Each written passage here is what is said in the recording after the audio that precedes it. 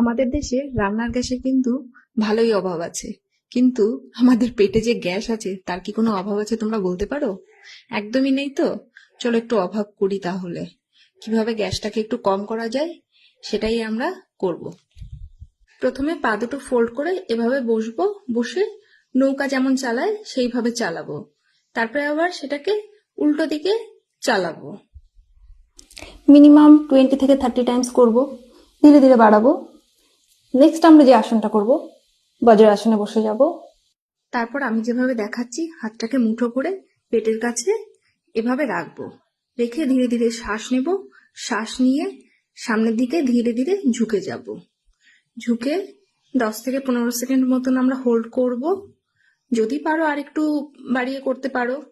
তারপর সেখান থেকে ধীরে ধীরে আমরা আবার উঠে আসব। এভাবে 3বার করব।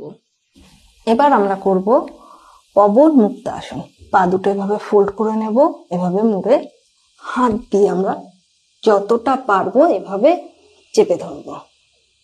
যদি সম্ভব হয় মাথাটাকে তুলে দেবো। এভাবে আমরা 10 থেকে 15 সেকেন্ড হোল্ড করব।